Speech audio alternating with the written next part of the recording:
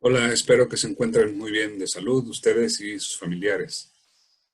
En este tema que nos corresponde trabajar en estos días sobre la hermenéutica de la facticidad de Heidegger, pues me gustaría introducir algunas ideas para que se les facilite un poco la lectura porque pues el lenguaje de Heidegger es complejo, eh, tiene como la característica de que pues introduce muchísimos neologismos con un con sentido técnico, extremadamente formal, ¿sí? Muy rebuscado, y eso puede dificultar la lectura, sobre todo para quienes eh, pues no estén familiarizados con su pensamiento, con su lenguaje, con su terminología, ¿sí?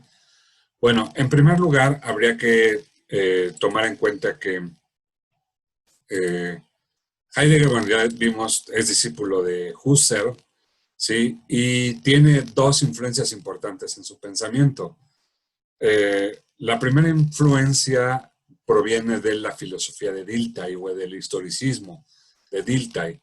Habíamos comentado, si no me equivoco, en el video anterior que Dilthey hace la distinción entre explicación y comprensión, entre las ciencias de la naturaleza y el método propio para ellas, y por el otro lado, las ciencias del espíritu y el método de la comprensión como el método más adecuado para este tipo de saberes, ¿sí?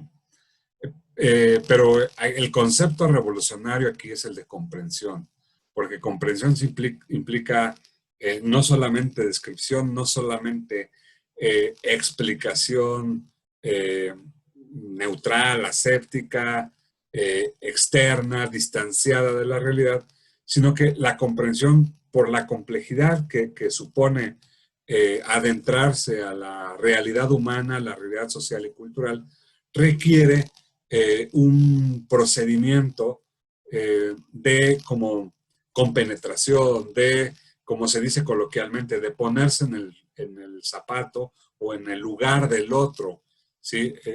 Situarse, eh, participar de manera simbólica o real, ¿no? De la realidad del otro, de aquello que me interesa conocer. Eso es la comprensión. Entonces, decía Dilthey que es el método más adecuado para las ciencias del espíritu, porque pues podía jugar con el factor contingencia, el factor relatividad o el factor finitud, que son en última instancia características propias de los seres humanos y por tanto eh, son las marcas que nosotros dejamos en nuestras actividades o en nuestras producciones sociales y culturales. Todo producto social y cultural tiene un elemento variable, contingente y finito que tiene que ver con el hecho de haber sido producido por la libertad, por la contingencia, no por el determinismo de las leyes de la naturaleza. Y al mismo tiempo estar sujeto a la relatividad del tiempo y del espacio, ¿no? Entonces, Dilthey veía que no había más método propicio para las ciencias del espíritu que la comprensión. Pero entonces todo proceso comprensivo supone un proceso interpretativo, porque al final de cuentas nosotros vemos el objeto de estudio, que es un sujeto, desde nuestros parámetros humanos, ¿no? Desde nuestras propias condiciones reales, ¿sí? Entonces no se pueden disociar comprensión e interpretación como elementos constitutivos de las ciencias del espíritu. Esta es una de las influencias que recoge Heidegger en su intento de reformular la fenomenología de Husserl. En la primera parte del texto que nos corresponde revisar es la introducción, es el prólogo de Ser y Tiempo, eh, pero no es la introducción, ¿sí? Son los primeros 6 parágrafos de Ser y Tiempo, y ahí pues se plantea, ¿no?, el proyecto filosófico de Heidegger, que es como replantear la filosofía, ¿sí? y tomar como base la fenomenología, pero que sea una fenomenología ontológica, una fenomenología que no renuncia al ser, a la pregunta por la que nace la filosofía. La pregunta fundacional de la filosofía es ¿por qué el ser? Y no la nada. ¿Y qué es el ser? ¿Sí? Eh, pero no se puede hacer desde el método de las ciencias de la naturaleza, desde la explicación, tiene que hacerse desde la comprensión. Y esa es la parte fenomenológica, ¿sí? Que está involucrada aquí en el proyecto heideggeriano. Entonces, ahí que ya vemos la síntesis, ¿no? Eh, del proyecto de Ser y Tiempo, en donde se entremezclan, por un lado, la influencia de Dilthey, el historicismo de Dilthey, y su definición de las ciencias del espíritu y de la comprensión como el método más idóneo, ¿sí? Y además, la realidad humana, la existencia humana, que es nuestro objeto de estudio. Ese es el ser, ese es el sentido del ser al que debemos dirigirnos ahora en este proyecto reflexivo, investigativo, ¿sí? Que se propone en su obra monumental, que dicho sea de paso, fue una obra incompleta. La escribió precisamente para acceder a la cátedra que su maestro le había invitado, le había conminado a participar en Freiburg. Y pues como tenía que entregar ya el trabajo, pues quedó incompleto. Ustedes pueden ver el índice si tienen la oportunidad, si conocen el libro completo, pueden ver el índice y hay muchos apartados que simplemente no se, o del proyecto original que simplemente no se complementaron, ¿no? No se completaron, mejor dicho. ¿Sí? Bueno, cierro ese paréntesis. Eh, lo que le interesa a Heidegger, y obviamente desde ahí podemos comenzar a identificar nuestro tema, es volver a plantear la pregunta por el sentido del ser. ¿Sí? Repito, ha sido la pregunta que dio origen a la filosofía, es la pregunta fundacional, pero también es la pregunta fundamental, porque todo el pensamiento, la historia de la filosofía se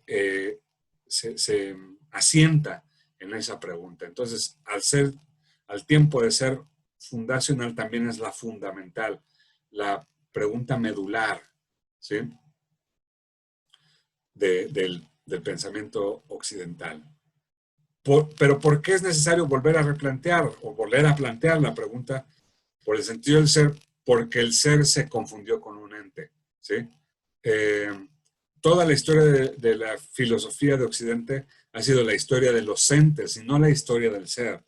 Aunque está motivada esa historia por la pregunta por el ser, en el momento mismo en que surge la pregunta, en ese mismo momento se confunde al ser con un ente. Los presocráticos confundían al ser con el agua, con el fuego, con algún elemento de la naturaleza.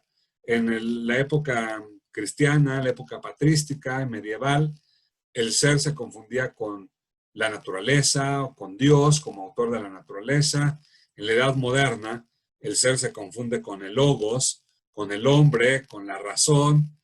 Eh, en la edad contemporánea, podríamos ampliar el análisis y decir, el ser se ha confundido con la técnica, con el dinero, con el capital, con el progreso, ¿sí? Pero eso no es el ser, es un particular tipo de ente, es un ente, perdón, que tiene ser, por supuesto, tiene realidad, pero no es el ser.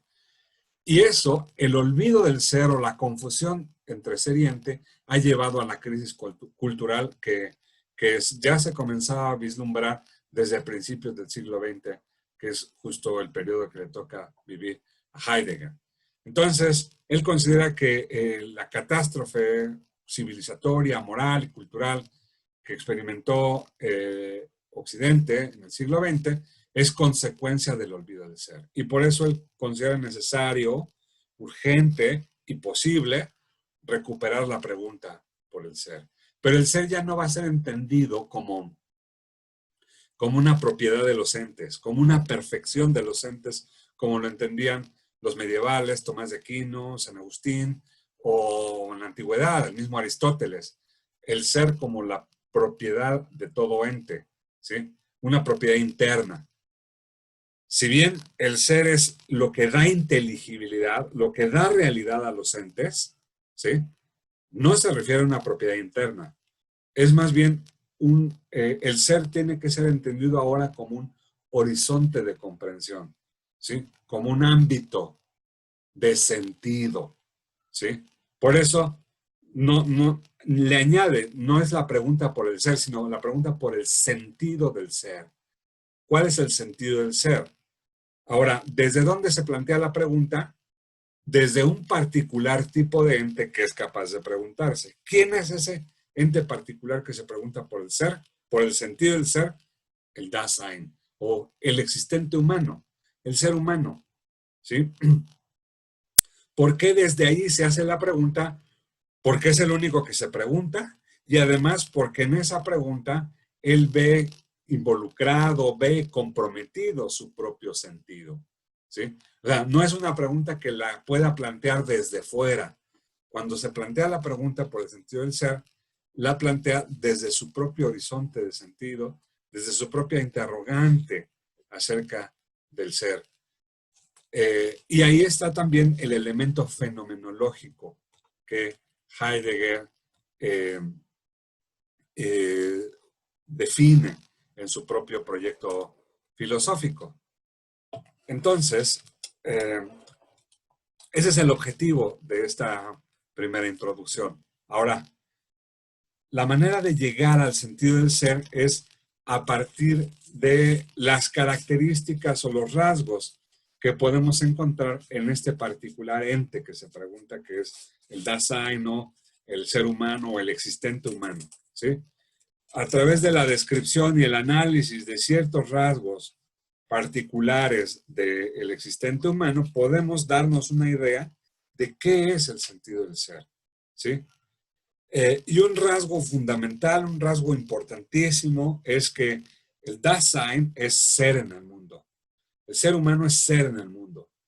De tal manera que entender esto nos va a dar muchísima luz de a qué es a lo que se referirá Heidegger con la idea de una fenomenología ontológica o una ontología fenomenológica o una ontología de la facticidad o hermenéutica de la facticidad. Todo partirá de este rasgo estructural que llama Heidegger existenciario, que es el hecho de que el ser humano es ser en el mundo. Si el ser humano es ser en el mundo, ¿sí? Eso va a ser un factor determinante, no solamente condicionante, sino determinante para la manera en cómo el ser humano se relaciona con los otros seres humanos y con el mundo mismo, ¿sí? O consigo mismo inclusive. ¿Desde dónde lo hará? Desde esas condiciones propias que se derivan del hecho de ser en el mundo. ¿Y cuáles son esas condiciones? De que es un ser humano finito, relativo, contingente, situado en un contexto, en un horizonte determinado, en unas coordenadas espacio-temporales determinadas, ¿sí? De tal manera que eso será imprescindible en el momento en el que el ser humano se plantee la pregunta por el sentido del ser, ¿sí? No podrá evadir esas condiciones de la vida fáctica, ¿sí? De la realidad humana, que tienen que ver con la finitud, la contingencia, nuestra temporalidad, nuestra relatividad, espacio-temporal, nuestra dimensión histórica, ¿sí? No somos esencias eternas, intemporales, somos individuos de carne y hueso, ubicados en un contexto. Eso es lo que se deriva del hecho de que el Dasein es ser en el mundo. Y entonces hay otra idea muy importante que hereda Heidegger de la filosofía agustiniana, del pensamiento agustiniano. Nosotros no podríamos plantearnos una pregunta partiendo desde cero. Nos planteamos preguntas a partir de ciertas nociones, ciertas ideas que nosotros ya traemos, ¿sí? San Agustín planteaba esta cuestión desde el punto de vista de la inquietud sobre Dios. ¿Por qué me pregunto si Dios existe? ¿Por qué me inquieta saber tanto esa cuestión de Dios, de la verdad? ¿Porque lo ignoro absolutamente o porque lo conozco pero lo he olvidado? Si lo ignoro absolutamente, no podría plantearme la pregunta si Dios existe. Si me planteo la pregunta de si Dios existe, es porque de alguna manera tengo noción de Él. Tengo lo que llamará Heidegger una precomprensión, ¿sí? Heidegger utiliza este mismo argumento, mismo planteamiento para hablarnos del ser. Cuando nosotros nos planteamos la pregunta por el sentido del ser, no lo hacemos desde cero, desde la ignorancia total. Lo hacemos a partir de cierta idea que tenemos ya sobre el ser. ¿Por qué? Porque el ser es lo más familiar a nosotros. También, parafraseando a San Pablo, Heidegger dirá, en el ser nos movemos, existimos y somos. ¿Sí? El ser es lo más familiar a nosotros, pero al mismo tiempo es el concepto más indefinible. ¿Qué es lo que podemos hacer para aproximarnos al ser? Vivirlo, ¿sí? Experimentarlo. Entonces, el sentido del ser justo es eso, es el ámbito de vivencias o de experiencias en el que siempre estamos situados y en el que las cosas tienen sentido, ¿sí? Llegamos al ser no desde cero, sino desde una precomprensión. ¿Cuál es esa precomprensión? El hecho de que somos en el mundo, de que existimos en el mundo, con estas condiciones fácticas, ¿sí?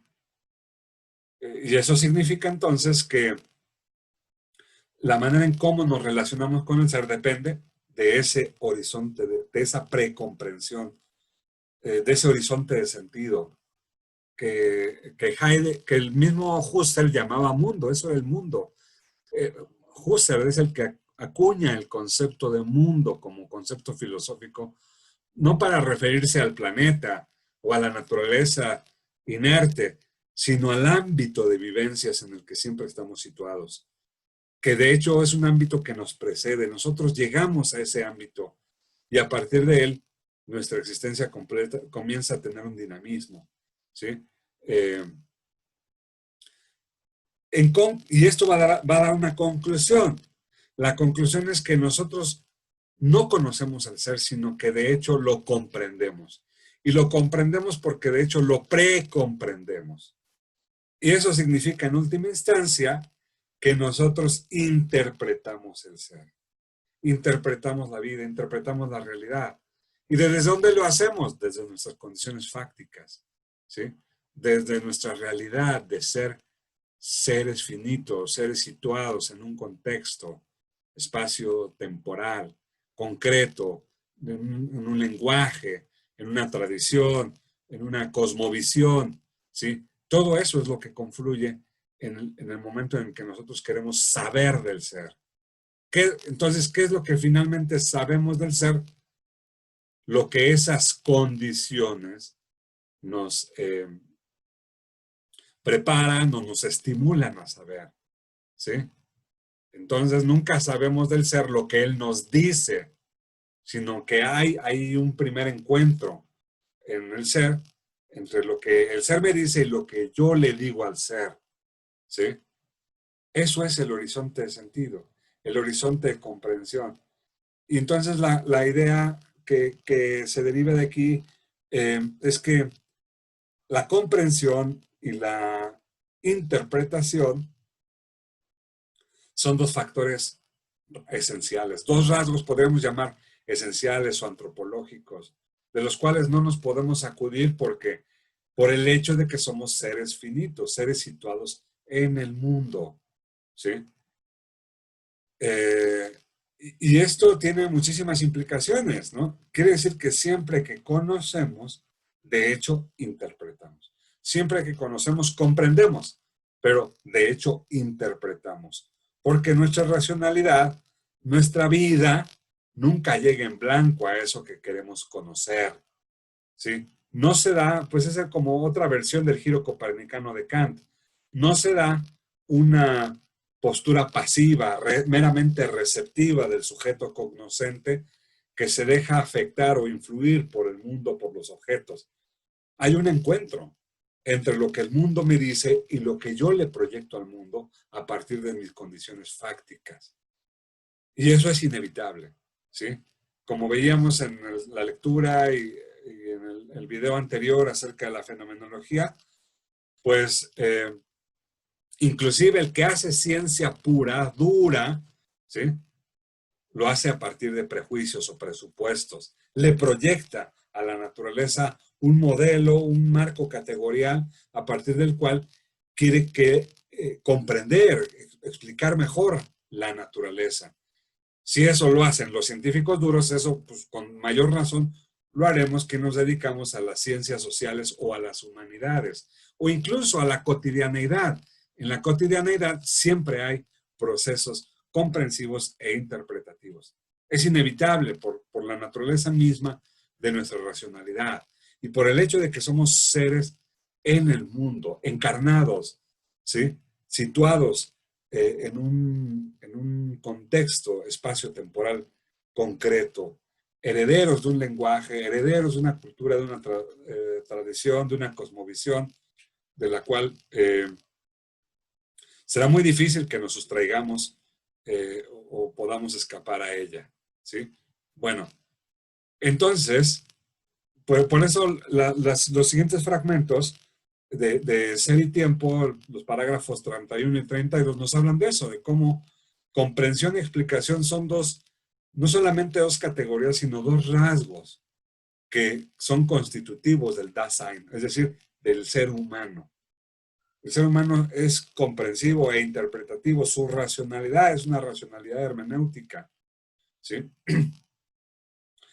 Y siempre interpretamos desde esas condiciones fácticas, y ahí es donde entra la relación con el tercer texto, el de la ontología de la facticidad u ontología hermenéutica, ¿sí? Nuestra idea del ser, nuestra comprensión del ser nunca será neutral, ¿sí? Comprenderemos el ser a partir de la comprensión de nuestra propia realidad, de nuestra propia vida, de nuestra propia situación vital, ¿sí? Cuando interrogamos el ser, lo haremos desde nuestras categorías, desde nuestra precomprensión, desde nuestras condiciones fácticas, ¿sí? Quiere decir que la filosofía o la metafísica como ciencia pura, ciencia de esencias intemporales e inespaciales, no existe. No es posible la metafísica como había sido pensada anteriormente en la filosofía clásica o medieval, ¿sí? Ni siquiera en la filosofía moderna. Todavía hay una metafísica, ¿sí? Tenemos que sustituir la metafísica por la ontología de la facticidad o la ontología hermenéutica. De tal manera que cuando nos aproximemos al ser, lo hagamos desde un horizonte de comprensión y eso es lo que le da más viveza, más sentido, más contenido, más carnita a la filosofía, ¿sí? Porque de esta manera la filosofía no se vuelve, no reproduce el esquema de la relación sujeto-objeto de otro momento, sino que la filosofía, como la vida, se entiende ahora a partir de un esquema de relación sujeto-sujeto, de un esquema de relación vivencias, vivencias y vivencias, ¿no? Existencia, experiencias vitales y toda una carga semántica que trae ya consigo la realidad, porque la realidad no es una realidad inerte, impersonal, fría, ¿sí? Sino toda realidad es, a final de cuentas, una realidad humana, donde está, eh, se encuentra preñada de factores finitos o contingentes o que tienen relación con la vida y la existencia de los seres humanos. Entonces, bueno, pues no hay manera de escapar a este tipo de racionalidad y por tanto, no hay manera de no entender ni la filosofía al margen de la hermenéutica, ni la vida humana como si fuera simplemente una relación cosificante de sujeto-objeto o de objeto-sujeto, sino es ante todo una relación vivencial, experiencial, ¿sí? Eh, y así, bueno, pues hay que proceder, de tal manera que la hermenéutica se convierte como en el nuevo paradigma, ¿sí? Filosófico contemporáneo. El mismo Max Weber, sociólogo alemán, llamó a su método, a su perspectiva, sociología comprensiva, ¿sí? Superando, dejando atrás la visión como objetivista, fría, de la sociología o de las ciencias sociales y humanas, ¿sí? Que se pretendían desde el positivismo, ¿sí? Y bueno, la realidad, y aquí es donde está la pertinencia de lo que planteó Weber y que tiene sentido con todo eso que estamos platicando, es que ningún fenómeno humano lo podemos ver simplemente como un objeto frío, un objeto de estudio frío, ¿sí? Ningún producto cultural se puede ver desde la mirada del cientista o el científico naturalista, ¿sí? Tenemos que verter o involucrar, poner en juego todos esos factores existenciales, subjetivos, que son las condiciones propias de la finitud, ¿sí? Y eso no empobrece el conocimiento, al contrario, lo hace mucho más rico, le da mucho más sentido. Nos permite alcanzar un grado de comprensión y de vivacidad o de intensidad que la explicación no permite comprender.